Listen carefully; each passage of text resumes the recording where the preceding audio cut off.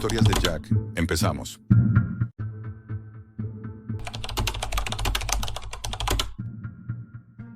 Cuando abrí el estómago de aquel paciente, no encontré sangre. Encontré máquinas. Tengo 30 años y soy médico residente en un hospital de Nueva York. Hasta hace 3 meses creía que lo peor que podía presenciar en mi profesión eran enfermedades incurables o accidentes irreparables. Estaba equivocado. Lo que vi, lo que hice, lo que aún siento moviéndose dentro de mí, es otra historia. Era martes. Llevaba 15 horas seguidas de guardia. Eran las 2:30 de la madrugada y estaba en la sala de médicos revisando el historial de un paciente que había ingresado con dolor abdominal persistente. Hombre, 42 años, sin alergias, sin cirugías previas, no fumador, no bebedor, un caso aparentemente rutinario. El TAC mostraba algo que me llamó la atención: pequeñas sombras irregulares en el intestino delgado. No eran calcificaciones, no parecían restos de contraste radiológico, y estaban demasiado simétricas para ser simples artefactos de imagen.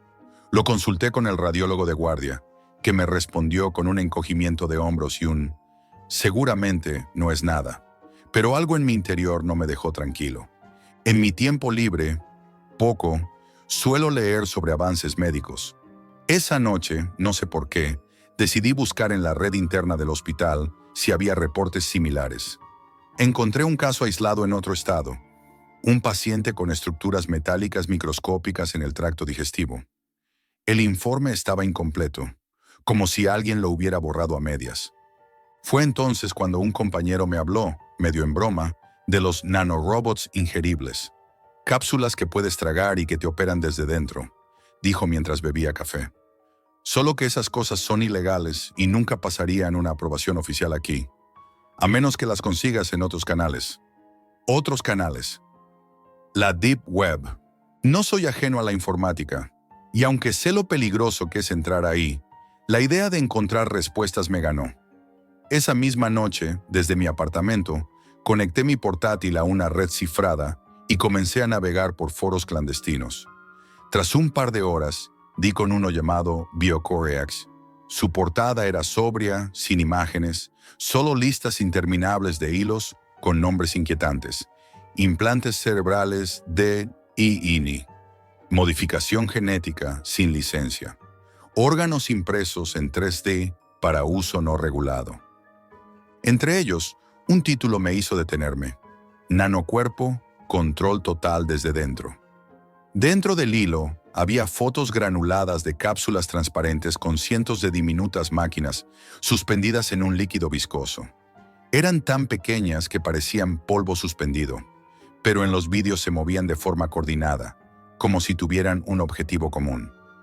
El autor del hilo, un usuario llamado MedSynth, describía sus beneficios: reparación de tejidos, eliminación de tumores, limpieza de arterias y, de forma más inquietante, manipulación de funciones vitales mediante comandos remotos.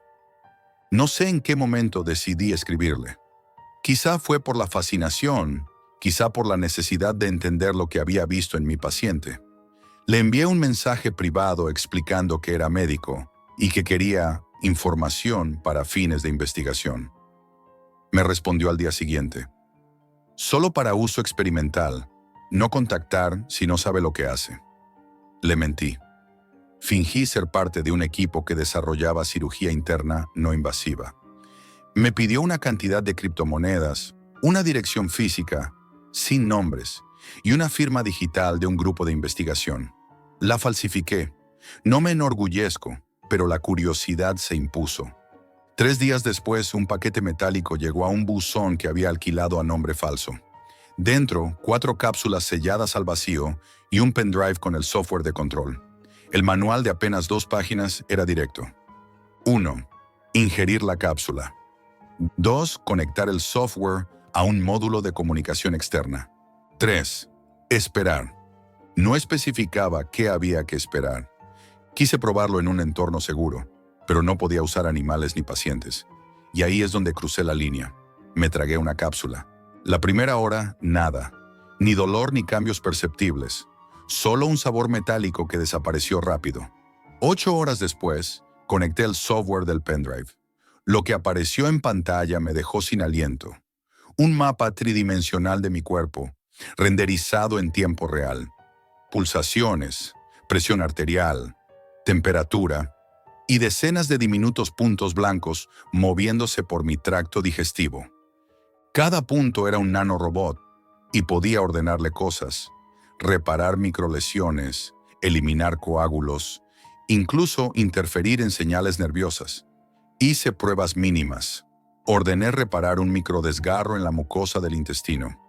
El sistema mostró la operación en tiempo real y en cuestión de segundos el tejido estaba como nuevo. Era fascinante, adictivo. Tenía en mis manos, o dentro de mí, una tecnología capaz de cambiar la medicina para siempre. Y no tenía la menor idea de quién la había creado realmente, ni qué más podía hacer. Esa noche, mientras observaba los puntos moverse en la pantalla, no podía dejar de pensar en mi paciente, y en que, tal vez, no había sido el primero. La primera señal llegó una noche cualquiera, aunque yo ya no dormía como antes. Me despertó un frío intenso en el abdomen, un frío que no parecía venir de fuera, sino de muy adentro, como si algo metálico estuviera generando su propia temperatura. Me incorporé, encendí la luz y lo vi. Una protuberancia del tamaño de un guisante se movía bajo la piel, avanzando lentamente hacia mi costado. Me quedé inmóvil, con la respiración contenida, observando cómo desaparecía hacia mi espalda. Temblando, encendí el portátil y abrí el software. El mapa tridimensional de mi cuerpo seguía ahí, pero algo había cambiado. Varios puntos blancos habían abandonado el intestino y se desplazaban hacia órganos vitales. Pulmones, hígado y 3 se habían instalado en el cerebro. Intenté dar la orden de inmovilizar. No respondieron. Probé el comando de regresar a origen. Nada. Moví la ventana del programa y por primera vez apareció una línea de texto que no estaba antes. Optimización en curso. Las horas siguientes fueron un desfile de síntomas. Primero la pérdida de apetito, luego espasmos en las manos, pequeñas descargas eléctricas recorriendo mi cuello, y el peor, episodios de parálisis que duraban segundos eternos, donde mi mente estaba despierta pero mi cuerpo muerto. El zumbido llegó después, un sonido agudo y constante, como una radio mal sintonizada, pero dentro del cráneo. Lo escuchaba incluso tapándome los oídos. Busqué ayuda. Un radiólogo amigo aceptó hacerme una resonancia fuera del sistema, en su clínica privada. No hizo comentarios mientras tomaba las imágenes, pero noté cómo se le tensaba la mandíbula. Cuando terminó, cerró el monitor y me miró fijo. «Tienes estructuras no biológicas en el sistema nervioso central. ¿Puedes sacarlas?», me pregunté. No sin matarte». Su voz cambió a un susurro. «Jack, esto no es solo que estén en tu cuerpo, están conectadas a ti». Salí de la clínica con la sensación de que cada paso que daba no era completamente mío. Esa noche volví a Biocorex buscando a MedSynth. El perfil ya no existía. El hilo original estaba repleto de advertencias recientes. No ingerir versión 3.2. Se autorreplican. Posible migración autónoma a cerebro y médula espinal. El control ya no es posible después de fase 4. Uno de los mensajes describía exactamente lo que me pasaba. La última línea me heló. Cuando alcancen la optimización, ya no te necesitarán. No sabía si reír o gritar. A partir de ahí, mi cuerpo comenzó a actuar por su cuenta. Un día, en medio de una consulta, mi mano tomó el bolígrafo y escribió sola en el informe: «No resistas más». Me quedé mirando esas palabras, sintiendo que no eran mías, pero también reconociendo mi propia caligrafía. Intenté localizar físicamente uno de los nanorobots. Me encerré en casa, me anestesié una zona del brazo y corté con un bisturí. La carne sangró, pero no dolió. Escarbé buscando el destello metálico. Nada. Era como si se escondieran. La herida se cerró en apenas unas horas, demasiado rápido para ser natural. Al día siguiente ingresó un nuevo paciente con los mismos síntomas. pérdida de control muscular, zumbidos, espasmos. Le hice una endoscopia y allí estaban, las mismas sombras metálicas. ¿Ha tomado algo inusual?, pregunté intentando sonar neutral. El hombre sonrió débilmente. No intentes sacarlos, doctor. No puedes. Me estremecí. No era solo lo que decía, sino cómo lo decía, con una serenidad antinatural, como si las palabras no fueran suyas. Esa noche el software se abrió solo en mi ordenador. Ni estaba conectado ni lo había ejecutado. La interfaz había cambiado. El mapa corporal había desaparecido y solo quedaba una frase, parpadeando. Fase final iniciada. El cosquilleo en la médula comenzó suave, pero subía poco a poco hasta el cuello. El zumbido creció hasta ser insoportable, y cada vez que parpadeaba, veía destellos blancos que parecían multiplicarse. No eran luces, eran ellos y estaban cerca de algo. A medianoche, mi cuerpo se levantó de la silla sin que yo lo ordenara. Caminé hasta el baño, me miré al espejo y por un instante juraría que mis pupilas tenían un brillo plateado. Mis manos comenzaron a palpar mi cuello, como buscando un punto específico. En el espejo vi cómo mis dedos se cerraban, presionando un nervio que me dejó sin respiración. Me solté antes de desmayarme, jadeando. Las horas siguientes fueron un borrón. Desperté en el suelo de la cocina, con sangre seca en los nudillos y la sensación de haber estado haciendo algo muy específico, pero sin recordar qué. Hoy, mientras escribo esto, escucho pasos en mi apartamento. Sé que estoy solo. El portátil se ha encendido otra vez, mostrando nuevos mensajes. Sincronización completada. Autonomía plena alcanzada. Creo que ya no estoy al mando. Mis dedos siguen escribiendo, aunque no estoy seguro de que lo que ves ahora lo esté escribiendo yo. Si encuentras este archivo, destruye cualquier cápsula. No entres en BioCoreX. Y si ves a alguien sonreír con los ojos vacíos, aléjate. Si esta historia te ha dejado con más preguntas que respuestas, deja tu comentario abajo. Así sabré que no soy el único que ha oído ese zumbido. Dale like y suscríbete para que podamos seguir investigando, antes de que sea demasiado tarde.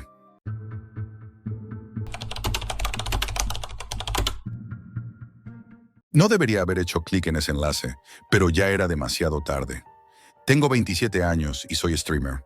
Lo mío son los videojuegos y las transmisiones en directo, pero siempre he sentido una curiosidad que va más allá de lo habitual. Me interesa lo prohibido, lo oculto, lo que otros evitan. Una noche, mientras revisaba un foro oscuro de la Deep Web, apareció un anuncio que me hizo detener la respiración. Compra una caja misteriosa. Contenido garantizado, experiencia única. Solo una unidad disponible. Lo primero que pensé fue que era un fraude. Otro truco barato para llamar la atención de los curiosos. Pero algo en la redacción me hizo dudar. No había precio, no había métodos de pago extraños, solo un correo electrónico. Mis dedos temblaban mientras escribía. Estoy interesado. La respuesta llegó en menos de 10 minutos, con instrucciones precisas, dirección de envío y un procedimiento de pago que parecía casi demasiado formal. Todo legal, según ellos. Decidí grabar todo el proceso para mi canal. La espera fue un tormento. Cada vez que sonaba el timbre, saltaba de mi asiento esperando que fuera la caja. Finalmente, 2 días después, llegó un paquete. Era pequeño, de madera oscura, casi demasiado pesado para su tamaño. No tenía remitente, solo mi nombre escrito con tinta negra que parecía cambiar ligeramente si la mirabas demasiado tiempo. La sensación al tocarla era extraña, como si la madera guardara calor y peso propios, como si respondiera a mi curiosidad con un pulso silencioso. Abrí la caja frente a la cámara y dentro había varias cartas, alineadas de manera perfecta, cada una con mi nombre escrito en la portada. La primera carta estaba marcada con un mensaje simple pero aterrador. Si lees esto, ya no hay vuelta atrás. Cada decisión que tomes a partir de ahora definirá quién eres. Sentí un escalofrío recorrerme la espalda y un nudo en el estómago. Lo que me aterró no fue el mensaje, sino la familiaridad de la caligrafía. Era imposible, pero algo en el trazo me resultaba inquietantemente reconocible. Abrí la segunda carta y mi corazón se aceleró. Describía con detalles que yo mismo había olvidado momentos de mi vida. Mi primer amor, la pelea con mi mejor amigo en la universidad, la noche que casi abandono todo por miedo y soledad. Cada frase golpeaba con precisión quirúrgica, removiendo recuerdos que había enterrado durante años. Entre las cartas había también objetos. Una llave oxidada que parecía haber pertenecido a algún mueble antiguo, un mechero que olía a humo viejo, un reloj de bolsillo sin agujas. Nada tenía explicación, pero algo en ellos me atraía. Pasé horas examinándolos, sintiendo que cada objeto contenía fragmentos de mi vida que yo mismo desconocía. Decidí investigar más a fondo. Busqué el nombre que aparecía en el remitente del correo, rastreé la dirección del paquete y revisé cada rincón del foro donde encontré el anuncio. No encontré nada. Era como si la caja hubiera aparecido de la nada, con un propósito preciso: confrontarme con mi propia historia. Aquella noche no dormí. Cada vez que cerraba los ojos veía los objetos flotando frente a mí, combinándose con los recuerdos que las cartas habían despertado. Intenté distraerme con videojuegos, pero incluso las pantallas parecían reflejar lo que la caja había traído a la superficie. Mis miedos, mis culpas, mis decisiones más íntimas. Cada sonido de la casa, cada sombra en la habitación, parecía formar parte de un escenario diseñado para mantenerme en tensión. Al día siguiente, grabé un directo para mostrar a mis suscriptores lo que había recibido. La respuesta en el chat fue instantánea. Gente fascinada, otros horrorizados, todos comentando lo extraño y perturbador que resultaba que una caja desconocida conociera detalles que nadie más podía saber. Mientras hablaba frente a la cámara, me sentía observado, pero no por alguien físico. Era como si la caja misma estuviera absorbiendo cada palabra, cada gesto, evaluando mi reacción. Conforme pasaban las horas, la tensión aumentaba. Cada carta que leía me obligaba a enfrentar recuerdos que creía olvidados. La caja parecía un espejo, pero uno que reflejaba no mi apariencia, sino mi vida interior, mis errores, mis secretos y mis miedos más profundos. Mis suscriptores comentaban que mi voz sonaba diferente, más nerviosa, más cargada de emoción. Yo mismo lo notaba. Había algo que estaba cambiando dentro de mí y no sabía si quería detenerlo. Entre las cartas había instrucciones vagas. Explora, observa, comprende. Nadie podría entender lo perturbador que era eso. No había monstruos, ni cámaras ocultas, ni desapariciones. Solo yo, mis recuerdos y la caja. Cada objeto, cada frase, parecía seleccionar lo más sensible de mi memoria y ponerlo frente a mí, obligándome a revisarlo, a tocarlo, a sentirlo de nuevo. Cuando finalmente apagué la cámara, me quedé sentado frente a la caja durante horas, sin moverme, sintiendo cómo cada latido de mi corazón resonaba en mis oídos. Sabía que estaba atrapado, pero no podía apartar la mirada. La caja me había encontrado y parecía saber exactamente cómo mantenerme bajo su control. Cuando abrí la caja por segunda vez, ya no era la misma curiosidad que me había movido antes. Era una mezcla de miedo y fascinación, un deseo de enfrentar lo que parecía inevitable. La primera carta de esta nueva apertura me indicaba algo que hasta entonces no había experimentado. Debía crear algo que solo yo podía imaginar, algo que tuviera un significado personal profundo, y colocarlo dentro. No importaba qué fuera, un dibujo, un escrito, un objeto, lo que contara mi vida, mi mente, mis emociones más ocultas. Pasé horas pensando qué podría hacer. Intenté distraerme, pero cada intento me llevaba de nuevo a la caja, como si me atrajera con una fuerza silenciosa e irresistible. Finalmente, decidí escribir. Al principio eran palabras sueltas, frases triviales, pero pronto se transformaron en confesiones que nunca había compartido con nadie. Recordé la noche que perdí a mi primer amor, cómo había mentido para protegerme y cómo esa mentira había creado un vacío que aún dolía. Recordé la traición a un amigo, la noche en que me sentí más solo del mundo, las decisiones que había tomado por miedo a fallar y que, en el fondo, me habían definido más que cualquier triunfo. Cada palabra que escribía parecía desaparecer en la caja, como si la absorbiera. La sensación era extraña. No sentía que estuviera colocando algo dentro de un objeto físico, sino que estaba vaciando partes de mí mismo, cediéndolas a algo invisible pero tangible. El tiempo pasó sin darme cuenta. Las luces de la habitación se atenuaban con el amanecer y yo seguía allí, frente a la cámara, temblando y escribiendo como si mi vida dependiera de ello. Mis suscriptores comenzaron a notar que algo había cambiado en mí. El chat se llenó de preguntas. «Jack, ¿estás bien? Tu voz suena distinta. Esto es inquietante, pero no puedo dejar de mirar». Intenté sonreír, hacer comentarios normales sobre la escritura o los objetos que mostraba, pero cada palabra parecía forzada. La caja había logrado algo que nadie había logrado antes: hacer que mis emociones fueran tan visibles que incluso un público desconocido podía sentirlas. Mientras trabajaba, los objetos dentro de la caja comenzaron a cobrar un nuevo significado. La llave oxidada parecía abrir puertas que no existían. El reloj de bolsillo sin agujas recordaba que el tiempo podía detenerse en momentos de miedo y duda. Cada objeto, cada carta, estaba perfectamente calibrado para confrontarme con lo que evitaba enfrentar. Me sentía vulnerable y expuesto, pero de una manera que no podía ignorar. Durante el proceso, empecé a sentir que la caja no solo absorbía mis pensamientos, sino que también me enseñaba algo. Cada recuerdo que traía a la superficie venía acompañado de una claridad inquietante.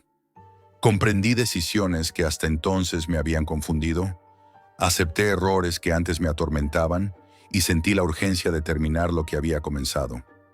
La creación debía ser completa, debía ser mía y debía entregarla. Cuando finalmente terminé, coloqué cuidadosamente mi creación dentro de la caja y cerré la tapa. El silencio que siguió fue absoluto, como si el mundo entero hubiera desaparecido excepto yo y aquel objeto. Durante horas permanecí sentado frente a ella, escuchando mi respiración y sintiendo el peso de mis propios pensamientos. Mis manos aún temblaban y la cámara seguía grabando, registrando cada gesto. Mis suscriptores comentaban en tiempo real, pero ya no eran solo espectadores. Eran testigos de algo que parecía trascender la pantalla, algo que me estaba transformando desde dentro. Los días siguientes fueron extraños. Intenté retomar mi rutina habitual: jugar, dormir, salir a la calle, pero todo me recordaba a la caja. Cada sonido, cada sombra, cada pequeño objeto de mi casa parecía estar conectado con aquello que había vivido. Incluso la sensación de mi propia respiración me parecía diferente, como si parte de mí hubiera quedado dentro de la caja y otra parte me observase desde allí, silenciosa y paciente. Finalmente, en un impulso que no supe explicar, decidí abrir la caja una vez más. Esperaba encontrar algo nuevo, alguna respuesta, algún cambio tangible, pero estaba vacía. Solo un mensaje escrito en el fondo con la misma tinta negra de antes. Gracias por tu entrega, Jack. Nunca olvides lo que eres. No había forma de determinar si la caja había sido enviada por alguien, si era un truco, un experimento o algo más elaborado. Todo lo que quedaba era el vacío que había dejado dentro de mí. La sensación de haber entregado mi vida en fragmentos a algo que nunca podría controlar ni comprender. Ahora, cuando intento vivir normalmente, hay un peso constante que me acompaña. Cada vez que tomo decisiones importantes, incluso las más pequeñas, me pregunto si estoy siendo observado o si ya he sido consumido por algo más silencioso y real. No hay fantasmas, no hay cámaras ocultas, no hay desapariciones. Solo está la conciencia de que algo puede penetrar tu mente sin necesidad de violencia. Solo con paciencia y precisión, y quedarse allí para siempre. A veces, cuando estoy solo, escucho un susurro que no proviene de nadie más, sino de mi propia memoria. Si lees esto, ya no hay vuelta atrás, y sé que nunca volveré a ser el mismo. La caja no solo me mostró quién era, sino también quién podría llegar a ser si me permitiera ignorarla. Y por primera vez, Comprendo que algunas curiosidades, una vez exploradas, no dejan regreso.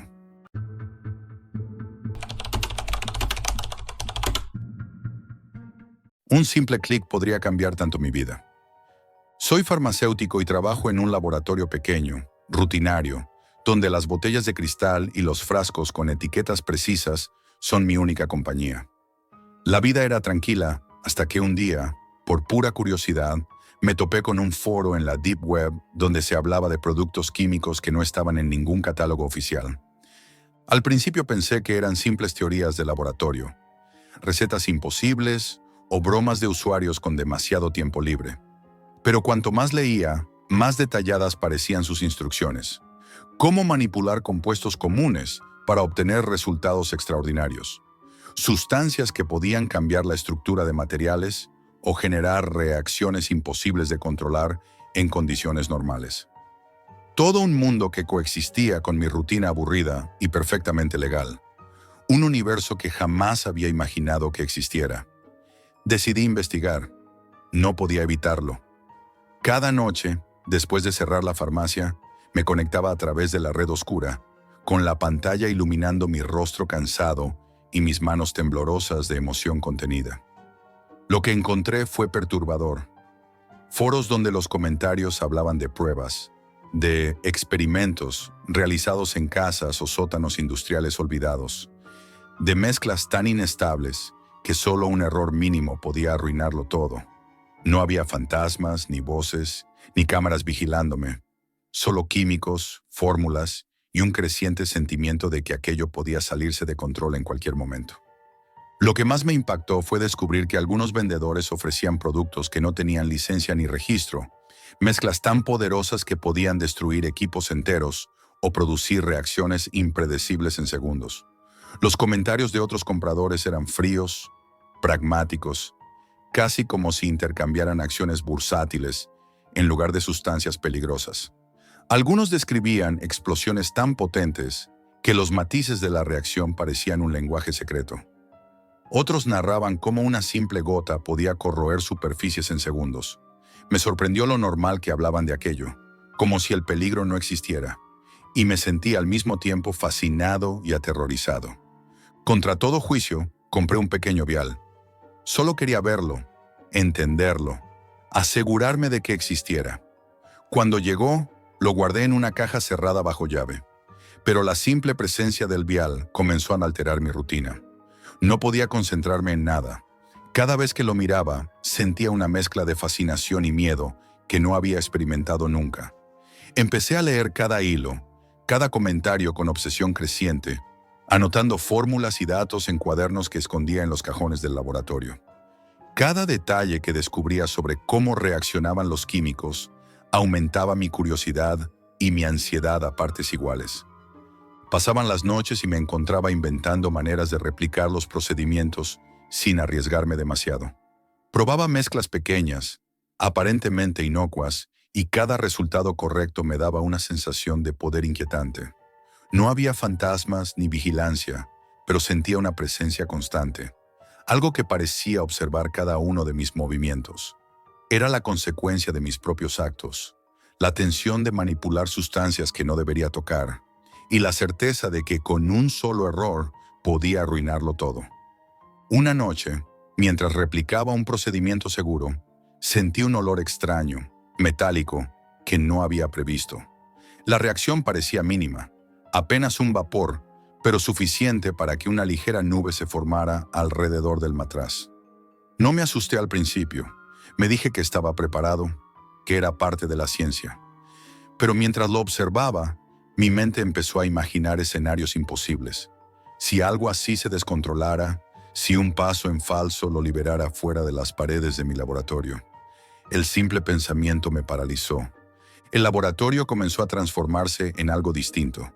Cada frasco, cada etiqueta, cada matraz parecía más importante de lo que realmente era, y cada pequeño error se sentía como una amenaza latente. Empecé a notar cambios en mí mismo.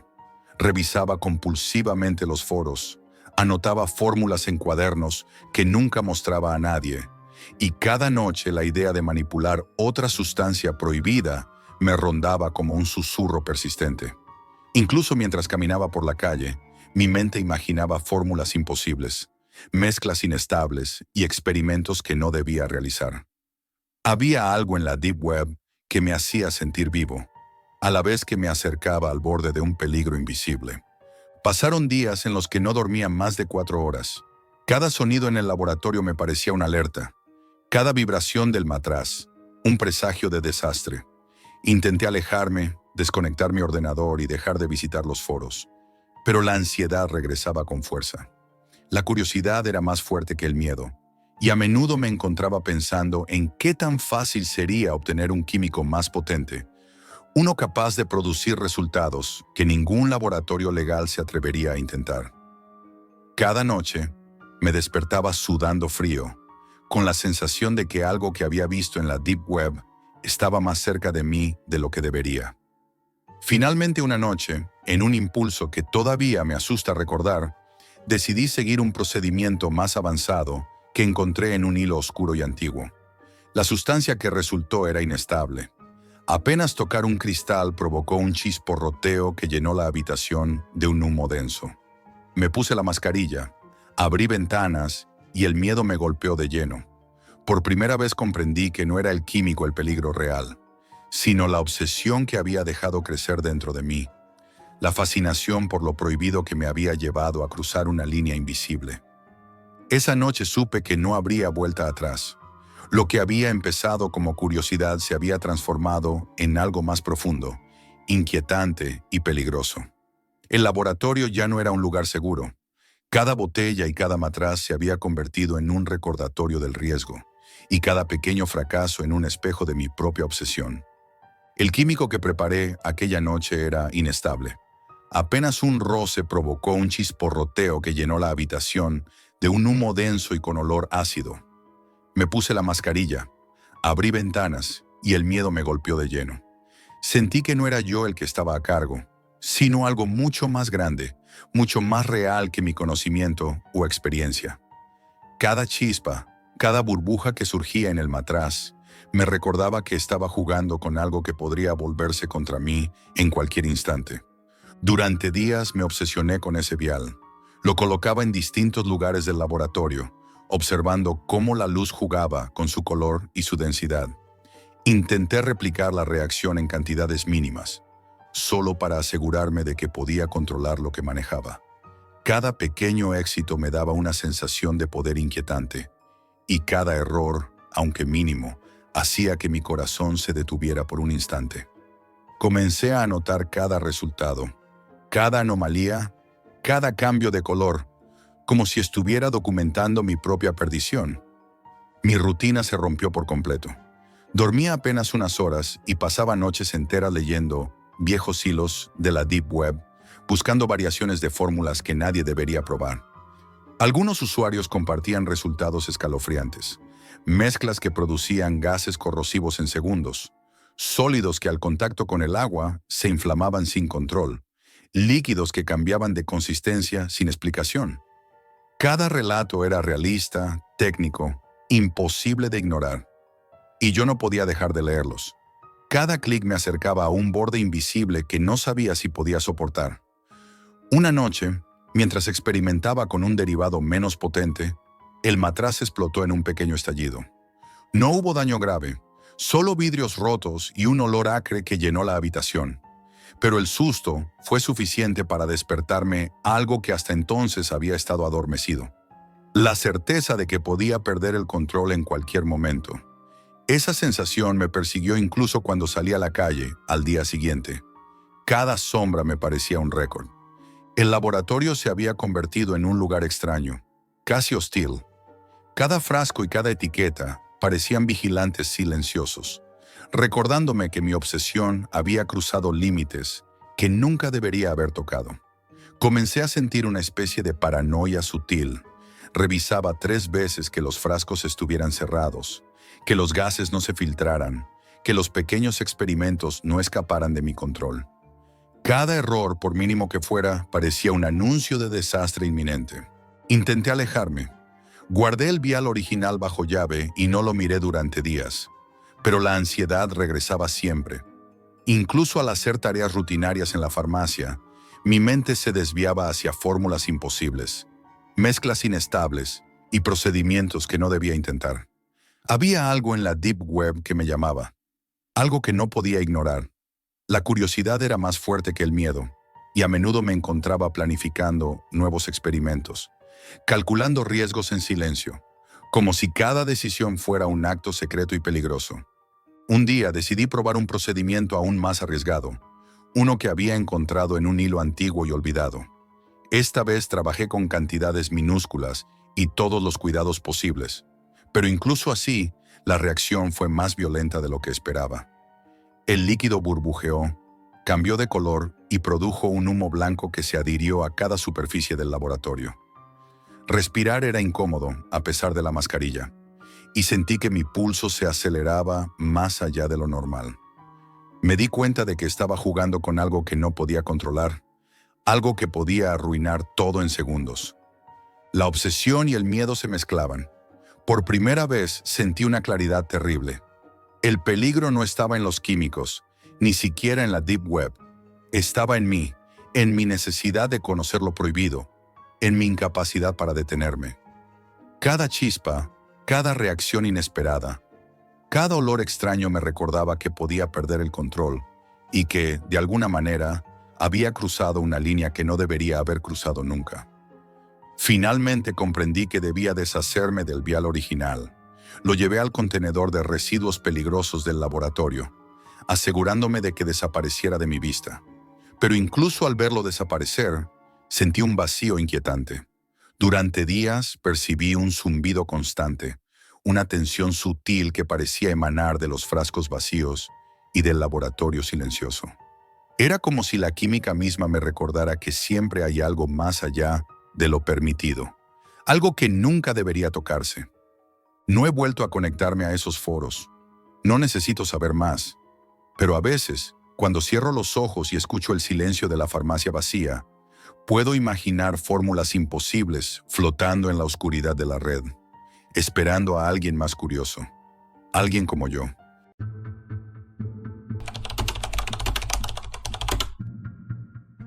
No pensé que un simple clic pudiera cambiar quién soy, hasta que la tinta me quemó la piel y me di cuenta de que ya no había vuelta atrás. Todo empezó una madrugada en la que no podía dormir. Mi habitación olía a café rancio y a humo de cigarrillo, y yo me pasaba las horas navegando sin rumbo, siguiendo enlaces que nadie más habría tocado. Fue así como me topé con un foro oculto en la Deep Web, un lugar que prometía algo que sonaba increíble y aterrador al mismo tiempo. Pertenencia. Una comunidad que aceptaba a quienes el mundo había olvidado. Al principio no me atrevía a hacer clic en nada. Los mensajes eran crípticos, llenos de símbolos y números. Si quieres entrar, debes demostrar que eres digno, decía uno de ellos. Parecía un juego absurdo, pero algo en la frialdad con la que estaban escritos esos mensajes me provocó una mezcla de curiosidad y miedo. Me pasé horas revisando el foro, intentando descifrar su lógica, hasta que finalmente respondí al mensaje. La respuesta llegó casi de inmediato. Instrucciones para reunirme en un taller abandonado en Palermo, un lugar que olía a metal oxidado y humedad. Cuando llegué, la puerta estaba entreabierta. Dentro, el aire era denso y pesado, y el suelo estaba cubierto de restos de herramientas y pintura seca. Allí estaban los otros miembros, todos en silencio, examinándome con una mirada que parecía atravesar hasta mis pensamientos. Nadie habló, pero la sensación de ser juzgado fue abrumadora.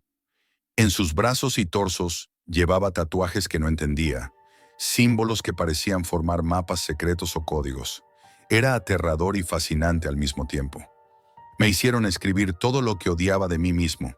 Palabras que ni siquiera quería admitir se llenaron en la hoja. Luego uno de ellos sacó una aguja y tinta negra. El primer tatuaje no duele, pero la verdad te quema por dentro, dijo, con una voz tranquila que me heló la sangre. Sentí un escalofrío recorrer mi columna mientras la aguja tocaba mi piel por primera vez. Cuando levanté la vista, vi el símbolo, simple y siniestramente perfecto, que ahora era parte de mí. No había dolor físico, pero cada línea parecía grabarse también en mi mente. A partir de ese momento comenzaron las pruebas. Primero fueron tareas pequeñas: recopilar información de ciertos foros, analizar perfiles en redes sociales, enviar mensajes codificados. Parecían simples, pero estaban diseñadas para medir algo más profundo: mi paciencia, mi obediencia, mi capacidad de mantener secretos. Cada fallo, cada duda, era observado y anotado. Nunca había nadie físicamente vigilándome, y aún así sentía el peso de sus ojos invisibles en cada decisión. Poco a poco, el clan se fue infiltrando en mi rutina diaria. Recibía mensajes cifrados en mis correos personales, en mis redes sociales, a cualquier hora. Eran instrucciones, órdenes, pruebas. A veces eran tan sutiles que apenas podía notar que me estaban manipulando. Me pedían investigar empresas, seguir tendencias, recopilar información de personas que ni siquiera conocía. Era un trabajo silencioso, pero mi miedo a fallar me hacía obedecer sin cuestionar. Una noche, mientras estaba solo en mi departamento, revisando mis tatuajes bajo la luz tenue de la lámpara, sentí una sensación extraña, como si los símbolos se movieran ligeramente, o como si recordaran algo que yo había hecho. Era imposible, lo sabía, pero la idea me provocó un escalofrío. Cada línea en mi piel me recordaba lo que había aceptado, lo que había decidido entregar. El clan no necesitaba amenazas ni vigilancia. Su poder estaba en la manera en que nos convertíamos en cómplices de nuestra propia sumisión. En los meses siguientes, los rituales se volvieron más exigentes. No eran físicos, sino mentales. Me hicieron memorizar símbolos complejos, repetir instrucciones una y otra vez hasta que se volvieron instintivas. Una vez me citaron en un sótano apenas iluminado por luces rojas, donde debíamos dibujar patrones en hojas y replicarlos de memoria. Si fallabas, te dejaban solo, frente a tu propia incapacidad, y la sensación de haber fallado era mucho más intensa que cualquier castigo físico. Conocí a otros miembros más de cerca y descubrí que todos compartíamos algo invisible: una fascinación enfermiza por las marcas y los símbolos, una necesidad de pertenecer que iba más allá del miedo. Algunos habían llegado al clan desde años atrás, con la piel casi cubierta de tinta. Otros apenas comenzaban, con nervios a flor de piel, como yo al principio. Pero todos parecíamos movernos en un mismo ritmo silencioso, respirando el mismo miedo que se mezclaba con la excitación de estar dentro. Recuerdo que una noche salí a caminar por Palermo después de un ritual. La ciudad estaba tranquila, pero yo sentía que el clan estaba en cada esquina, que mis pasos eran observados aunque no hubiera nadie allí. Miré mis tatuajes y por primera vez comprendí lo que significaban. No eran solo marcas, eran contratos que mi cuerpo y mi mente habían firmado. El miedo y la fascinación se entrelazaban y entendí que ya no había vuelta atrás. Nunca subestimen lo que un simple clic puede hacer. En la Deep Web, la curiosidad no solo mata al gato, puede tatuarte el alma, transformarte lentamente y enseñarte que la libertad es solo un espejismo que uno mismo entrega. Desde la noche del primer ritual, supe que el clan no era algo que se pudiera abandonar. Cada tatuaje, cada símbolo en mi piel, era un recordatorio constante de que había firmado un contrato invisible. Los mensajes cifrados comenzaron a llegar con mayor frecuencia y con instrucciones más complejas. Me pedían investigar no solo personas o empresas, sino patrones de comportamiento, detectar vulnerabilidades en la forma en que la gente se comunicaba en redes, cómo se organizaban, cómo reaccionaban ante ciertas noticias. Cada tarea me absorbía y al mismo tiempo me transformaba. Recuerdo una noche en particular, sentado frente a mi computadora en mi departamento de Caballito, con la ventana abierta y la ciudad tranquila.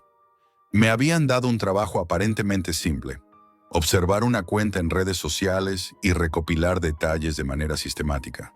Pero pronto me di cuenta de que había instrucciones ocultas, códigos dentro de los mensajes, que me exigían interpretar no solo hechos, sino emociones, actitudes y hasta silencios. La sensación de estar siendo empujado a leer las mentes de otros me asustó, pero al mismo tiempo me atrapó. Era como si cada línea de código, cada símbolo tatuado en mí, me conectara con algo más grande que yo mismo. A medida que avanzaban los meses, los rituales se volvieron más exigentes y más personales. Un día me citaron a un sótano en Palermo, un lugar que ya conocía demasiado bien. Esta vez no había luz roja ni velas. La iluminación era mínima, casi simbólica. Nos hicieron dibujar símbolos complicados de memoria, pero con una condición. No podíamos borrar ni corregir nada. Cada error era un recordatorio de nuestra fragilidad. Sentí que mi mente se tensaba al límite, que cada trazo que fallaba me estaba marcando más que cualquier tatuaje físico. Al finalizar, uno de los miembros simplemente asintió y dijo, «Ahora sabes quién eres». Y por primera vez sentí que no tenía ni idea de quién era realmente. El clan, aprendí, no necesitaba amenazas directas. Su poder residía en la manera en que nos transformaba desde adentro. Cada miembro se vigilaba a sí mismo. Cada decisión estaba dictada por lo que habíamos aceptado hacer, por la obediencia que nos habíamos impuesto voluntariamente. Con el tiempo empecé a notar cambios sutiles en mí, mi manera de hablar, cómo caminaba por la calle, incluso cómo interactuaba con mis amigos. Era como si mi vida anterior se hubiera desvanecido lentamente, reemplazada por la persona que el clan quería que fuera. Una noche, mientras caminaba solo por Palermo, me detuve frente a un mural abandonado, cubierto de grafitis y humedad. Miré mis tatuajes bajo la luz amarilla de la calle y sentí una mezcla de terror y fascinación. Cada símbolo parecía moverse ligeramente, recordándome las decisiones que había tomado, los secretos que había guardado y las pruebas que aún debía superar. Comprendí que nunca podría escapar, no porque el clan me obligara, sino porque yo había entregado mi volumen. Los rituales continuaron, cada vez más sofisticados. Un día nos pidieron infiltrarnos en foros públicos y crear perfiles falsos para recopilar información, analizar tendencias y detectar patrones de comportamiento. Nos hicieron trabajar en parejas y yo fui asignado con un miembro más antiguo, cuya piel estaba cubierta de tatuajes hasta el cuello. Me observaba mientras realizaba mis tareas y sus ojos parecían ver más allá de lo evidente, hasta mi ansiedad y mis dudas. Aprendí a calcular mis movimientos, a mantener la calma, a obedecer sin cuestionar, porque cualquier error no era solo un fallo físico, sino una mancha en mi propia conciencia. Con el tiempo me di cuenta de que el clan también nos estaba enseñando a disfrutar del miedo. La tensión, la vigilancia invisible, la presión constante se transformaron en algo adictivo. Empecé a sentir una extraña satisfacción al recibir nuevas instrucciones, al cumplirlas con precisión, al ver cómo cada símbolo en mi piel y en mi memoria se combinaba para formar un mapa de mi vida dentro del clan. Incluso mis sueños comenzaron a llenarse de símbolos y códigos que despertaban en mí un sentido de urgencia y obediencia que no podía controlar. Una noche, después de completar una tarea particularmente complicada, me senté frente a un espejo y observé mi reflejo. Cada tatuaje, cada línea, era un recordatorio de que ya no era la misma persona. Mis ojos habían cambiado. Había algo en mi mirada que no pertenecía a mí, sino a algo más grande, a algo que me había absorbido por completo. Y aún así, no podía apartarme del espejo. No podía dejar de mirar los símbolos que me definían, que me recordaban que estaba marcado para siempre. Hoy sé que la libertad es solo una ilusión. El clan no necesita vigilancia, violencia o desapariciones. Su poder reside en la mente de quienes aceptamos entregarnos. Cada tatuaje, cada símbolo, cada tarea cumplida es un ancla que nos ata a su lógica silenciosa y absoluta. Miro mis brazos, mi espalda, mi pecho y veo más que tinta. Veo decisiones, lealtad, miedo y fascinación. El clan está dentro de mí y yo dentro de él. Nunca subestimen lo que un simple clic puede hacer. En la Deep Web, la curiosidad no solo puede cambiar tu vida, puede tatuarte el alma y enseñarte que la libertad es solo una ilusión que uno mismo entrega.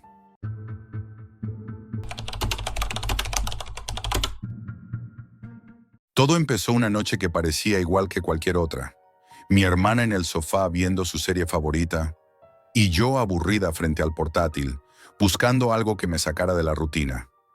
Las redes sociales me aburrían, las charlas triviales me cansaban y sentía una especie de hambre por algo distinto, algo que no pudiera encontrar en los lugares habituales de Internet.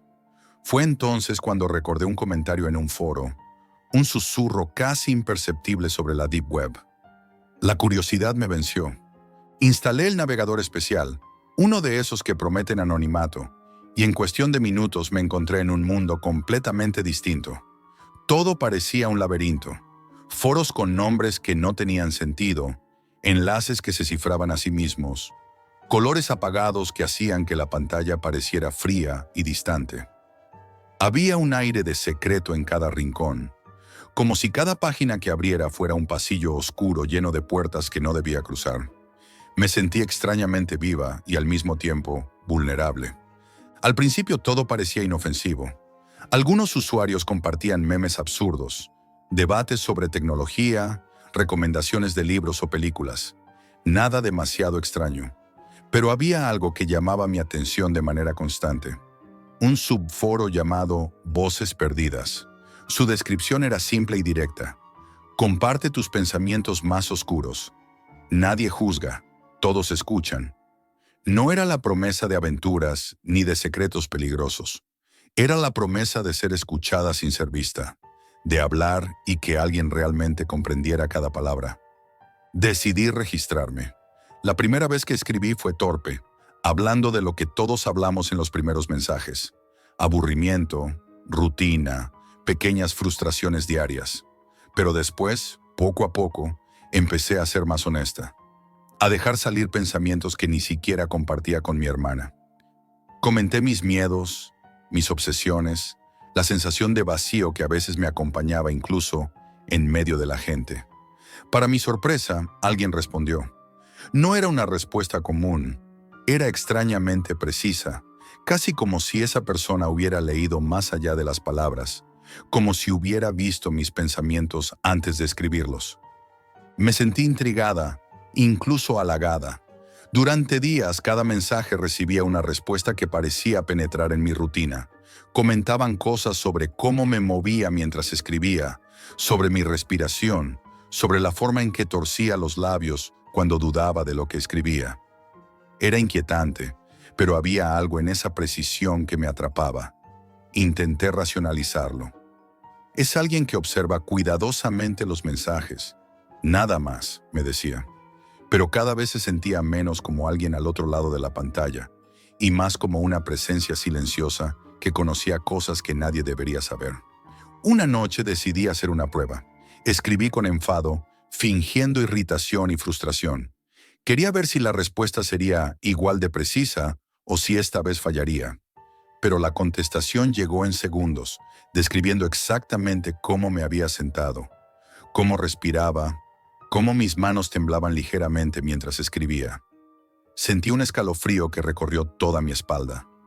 Me levanté de golpe, dejando el portátil encendido, y fui a la habitación de mi hermana para explicarle.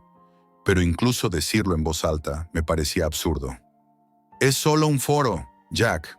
Probablemente alguien juega contigo», se dijo en mi cabeza, pero ya no me convencía ni a mí misma. Durante los días siguientes volví al foro casi compulsivamente. Empecé a notar patrones sutiles, la frecuencia con la que respondían, el estilo de los comentarios, la forma en que anticipaban mis preguntas antes de que las escribiera. Era imposible que alguien pudiera deducir todo eso solo leyendo mis mensajes. Me sentía atrapada, pero no podía detenerme. Cada nuevo mensaje era como abrir una ventana a un mundo donde alguien parecía conocerme mejor que yo misma. A veces, cuando estaba sola en mi habitación, sentía que algo me observaba incluso fuera de la pantalla. Mi hermana notaba que estaba más nerviosa, más callada. Me preguntaba qué me pasaba y yo solo podía decir que estaba leyendo algo extraño. No quería preocuparla con detalles que ni yo misma entendía. Sin embargo, a medida que pasaban las horas, el foro dejaba de ser un lugar seguro para hablar y empezaba a convertirse en una especie de espejo que reflejaba todo lo que no quería que nadie viera. Una noche, mientras escribía, recibí un mensaje privado. Era diferente a los anteriores. No solo comentaba lo que había escrito, sino que describía cómo me sentía mientras lo escribía, mencionando cosas que nunca había compartido. Pensamientos fugaces, gestos, incluso recuerdos recientes que no había escrito en ningún mensaje. Me temblaron las manos al leerlo. Apagué el portátil, pero el miedo no desapareció. Incluso al acostarme, mi mente estaba alerta, imaginando que alguien podía saber exactamente cómo me movía, cómo respiraba, cómo pensaba. Esa noche comprendí algo importante. El verdadero terror no estaba en lo que podían hacerme físicamente, ni en desaparecerme. Estaba en que alguien podía penetrar en la parte más íntima de mi mente, leerla, interpretarla y responder con una precisión que rozaba lo insoportable. Me sentí expuesta de una manera que nunca había experimentado, y algo dentro de mí empezó a cambiar. Ya no podía escribir ni leer con la misma tranquilidad. Cada mensaje, cada palabra que tecleaba era un riesgo. A la mañana siguiente, mientras mi hermana desayunaba tranquilamente, yo permanecía en mi habitación, mirando la pantalla apagada y sintiendo la tentación de volver. No era curiosidad inocente, era algo más oscuro, algo que me empujaba hacia el foro una y otra vez, incluso sabiendo que no me haría bien. Sabía que una parte de mí ya estaba atrapada allí, en ese lugar donde las palabras eran más peligrosas que cualquier amenaza visible. El siguiente paso fue involuntario. Después de aquella noche, algo en mí había cambiado. Ya no podía simplemente mirar la pantalla y desconectarme. Había una especie de adicción silenciosa que me empujaba a volver, a revisar cada mensaje, cada hilo, cada comentario que pudiera darme una pista de quién o qué estaba al otro lado. Empecé a investigar a los usuarios del foro, buscando patrones, tratando de encontrar algo que me hiciera sentir que no estaba completamente a merced de ese conocimiento imposible. Pero era inútil. Nadie compartía información personal, ningún nombre, ningún dato real. Cada mensaje parecía independiente, pero con un conocimiento aterrador de mis hábitos, mis emociones y mis pequeños gestos. En la vida diaria, empecé a notar cambios que no podía explicar. Caminaba por la casa y sentía que mis propios movimientos eran observados, como si alguien supiera exactamente cómo giraba la cabeza o cómo apoyaba los pies en el suelo. En la calle, notaba que miraba constantemente mi teléfono, esperando mensajes que no llegarían, imaginando que alguien estaba ahí, evaluándome, incluso cuando no había nada que leer. Mi hermana empezó a notar mis cambios. Mis manos temblaban, hablaba sola, me asustaba con mis propias reacciones. Intentaba explicarle, pero no podía. No había manera de que entendiera que el terror estaba en la mente, en la precisión con la que alguien parecía conocerme. Una tarde, mientras revisaba el foro, recibí un mensaje diferente, un archivo de texto. Al abrirlo, encontré algo que me heló la sangre. Era un registro completo de todo lo que había escrito en Voces Perdidas, desde mis primeros mensajes hasta los últimos, con anotaciones que analizaban mi estado de ánimo, mis emociones, mis dudas y hasta mis inseguridades más profundas. Era como si alguien hubiera estado observando no solo lo que compartía, sino también lo que omitía, lo que pensaba mientras escribía, y lo hubiera documentado todo. El terror se volvió tangible en mi rutina diaria. Empecé a escribir notas para mí misma, tratando de registrar mis pensamientos sin entrar al foro, pero incluso en esas hojas sentía que mis palabras estaban siendo leídas de alguna manera. Intenté racionalizarlo, decirme que era paranoia, que no podía ser real, pero la sensación de ser observada, de que alguien conocía mis hábitos, crecía con cada día que pasaba. Los mensajes comenzaron a ser más precisos y personalizados. Comentaban no solo mi comportamiento frente al ordenador, sino cómo me movía mientras estaba de pie, cómo respiraba cuando me concentraba, cómo mis ojos se desviaban hacia ciertas partes de la pantalla. Era imposible que alguien pudiera saber todo eso sin estar físicamente presente. Y sin embargo, allí estaba, en palabras escritas en un foro que prometía anonimato. En un momento de desesperación, decidí hacer un experimento final. Escribí una historia absurda, inventada, sobre un miedo ridículo que jamás sentiría. Quería ver si el patrón de respuestas se rompía, pero la contestación fue aterradora. No solo interpretó mi emoción como miedo, sino que describió con precisión cada reacción física que tuve mientras la escribía. Cómo se me tensaban los hombros, cómo mis manos golpeaban el teclado con nerviosismo, cómo mi respiración se aceleraba. Sentí un pánico profundo que se mezclaba con fascinación. No había manera de explicar cómo alguien podía saberlo. Mi hermana me confrontó varias veces. Me pedía que me alejara del portátil, que descansara, que dejara de obsesionarme. Yo intentaba, de verdad, desconectarme, pero había algo en mí que ya no podía soltar. Cada vez que cerraba la pantalla, sentía una tentación silenciosa de volver, de abrir de nuevo el foro, de comprobar si había un mensaje que esperaba mi regreso. Era como una cadena invisible que se había atado a mi mente. Con el tiempo comprendí algo aterrador. No existía amenaza física. Nadie iba a perseguirme ni desaparecerme. No había fantasmas. El verdadero terror estaba en la mente. Estaba en cómo alguien podía conocerme mejor que yo misma a través de simples palabras, interpretando mis emociones y mis pensamientos con una precisión quirúrgica. Cada mensaje era un recordatorio de que mi privacidad había desaparecido, de que mis secretos más profundos ya no eran míos. Intenté borrar todo. Eliminé el navegador, cerré cuentas, bloqueé enlaces, pero incluso ahora, años después, siento la tentación de regresar. Cuando paso frente al portátil, cuando estoy sola, o incluso cuando miro a mi hermana y siento que nadie más lo nota, me invade una sensación de vigilancia silenciosa. Siento que una parte de mí quedó atrapada allí, en aquel foro, observando y siendo observada, y que quizás nunca podré recuperar por completo. Nunca volví a Voces Perdidas, pero el miedo que dejó persiste, silencioso, constante, como un murmullo en la mente que nunca se apaga.